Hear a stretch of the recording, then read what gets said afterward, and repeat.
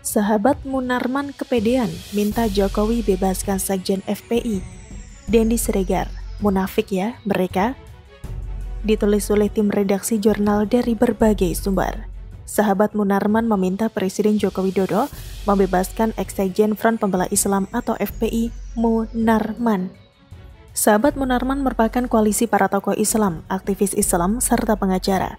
Permintaan sahabat Munarman agar Jokowi membebaskan Munarman ditanggapi miring oleh pegiat media sosial Denny Siregar. Melalui akun Twitter pribadinya, Denny Siregar menyinggung sahabat Munarman adalah pihak-pihak yang dulu meminta Jokowi tidak ikut campur dalam urusan pengadilan. Denny Siregar heran mengapa kini mereka justru meminta Jokowi mencampuri persoalan hukum seseorang. Enak banget loh. Dulu nuding, Jokowi jangan ikut campur urusan pengadilan. Sekarang maksa Jokowi harus pengaruhi pengadilan. Nanti bilang Jokowi kok bisa kuasai pengadilan. Masker bekas, tulis Denny Siregar lewat akun Twitter @DennySiregar7 pada Rabu 1 September 2021 pukul 8:46 malam, seperti dilansir dari tribuntimor.com. Cuitan Denny Siregar disertai link artikel tentang sahabat Munarman yang meminta Jokowi bebaskan Munarman dari tahanan. Tidak berhenti di situ, Denny Siregar lantas membandingkannya dengan kasus Ahok. Denny Siregar tampak memposting capture artikel berita Oktober 2016 tentang Sekjen FPI Munarman meminta Jokowi tak ikut campur kasus Ahok. Sahabat Munarman meminta Presiden Joko Widodo membebaskan ex-sekjen Front Pembela Islam atau FPI Munarman. Dilansir dari tribunnews.com, koalisi para tokoh agama Islam, Habib, aktivis Islam, serta para pengacara yang mengatasnamakan diri sahabat Munarman meminta Presiden Joko Widodo memperjelas status tahanan terdakwa dugaan tindak pidana terorisme Munarman. Bahkan mereka mendesak Presiden Jokowi untuk segera membebaskan ex-sekretaris umum Front Pembela Islam atau FPI itu yang diketahui sampai saat ini masih mendekam di rumah tahanan atau rutan Mabes Polri. Karena itu kembali lagi, tadi sudah dituntut dalam pernyataan sikap kami bahwa kami minta untuk segera dibebaskan oleh pemerintah. Dan saya kira kalau Pak Jokowi memang bukan pemimpin yang hipokrit ya, buktikanlah bahwa Pak Munarman itu saudara kami, itu segera dijelaskan statusnya, kata Koordinator TP3 Marwan Batubara dalam jumpa pers di Masjid Baitur Rahman, Jakarta Selatan, 1 September 2021.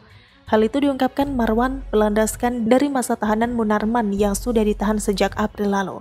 Namun kata dia hingga kini status Munarman dalam perkara dugaan tindak pidana terorisme ini masih juga belum jelas. Saudara kami, Pak Munarman ini sudah ditahan sejak bulan April lebih dari 4 bulan. Tanggal 27 April, jadi sementara kita tidak tahu dan bagaimana statusnya sekarang, ucapnya. Tidak hanya itu, kata dia, penangkapan terhadap Munarman juga tidak berlandaskan asas peri kemanusiaan, bahkan cenderung biadab.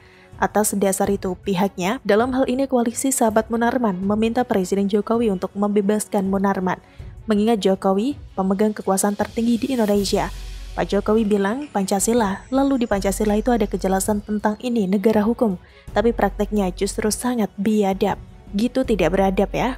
Memperlakukan saudara kami itu seolah-olah beliau itu bukan manusia ya, tuturnya. Karena itu, saya kira seandainya pun itu dilakukan penangkapan oleh polisi, yang namanya pimpinan polisi itu tetap saja tunduk kepada Jokowi, tukas Marwan. Bagaimana menurut Anda?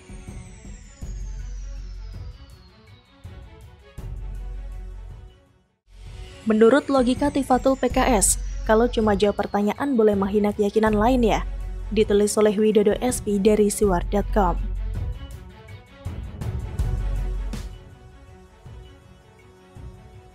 Edi Gusnaidi dalam unggahan di akun IG-nya menjawab cuitan tidak logis dari Tifatul Sembiring, ex-Menkominfo yang berasal dari kader PKS itu. Apalagi topiknya, jika bukan perkara penistaan agama yang kini sedang ramai dibahas publik, tidak terkecuali netizen.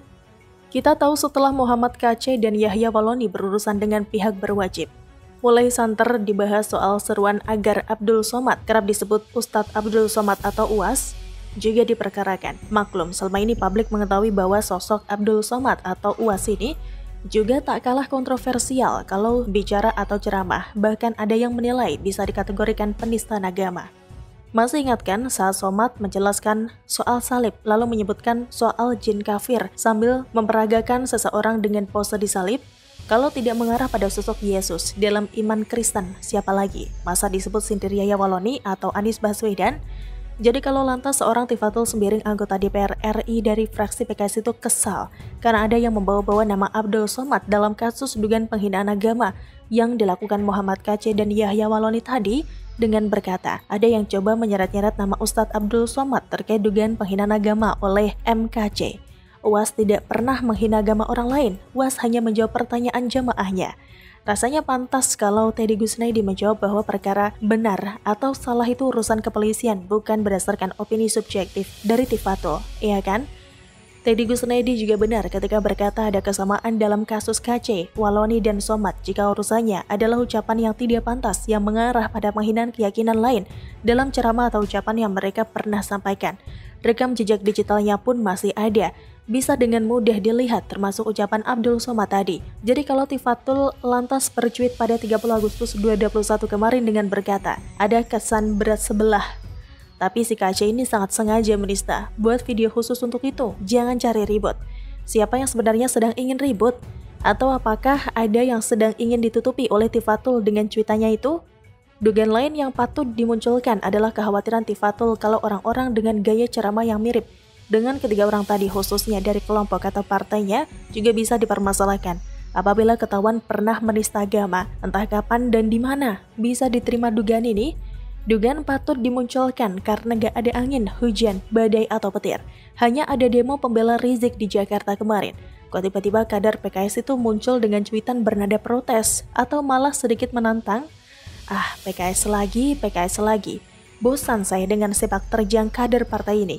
Kalau sudah membela orang lain yang cenderung sebarisan dengan mereka, kok kesannya langsung logika sehatnya tidak bekerja ya? Apakah dengan logika Tifatul tadi lantas dengan dalih sedang menjawab pertanyaan, siapapun boleh menghina keyakinan lain gitu? Terus hanya pelaku ceramah yang dianggap dengan sengaja bicara soal keyakinan lain yang menyimpang dan menjurus ke arah penghinaan baru bisa dibawa ke ranah hukum? Lucu sekali memang logika orang itu. Yang rasanya tidak cuma sekali atau dua kali saja terjadi. Masih ingat kasus follow akun enak-enak yang dulu pernah dipergoki, dilakukan oleh akun Twitter atas nama Tifatul Sembiring kan? Apakah pembelaan bernada ngelesnya saat itu terdengar logis atau masuk akal? Kita tahu semua jawabannya kan? yakni dia bilang salah pencet. Lagi pula seharusnya dia sebagai anggota DPR yang digaji oleh negara mendukung penuh kalau ada upaya mengusut dan membereskan setiap dugaan penistaan agama, sampai pelakunya terbukti benar atau salah menurut putusan pengadilan, bukan kader parpol atau anggota dewan yang cuma keberatan di akun Twitternya. Kalau cuma gitu sih anak kecil juga bisa, hanya perlu diajarin sebentar terus pencet tombol keyboard di gadget, jadi deh cuitannya. Betul Pak Tifatul. Begitulah kura-kura. Bagaimana menurut Anda?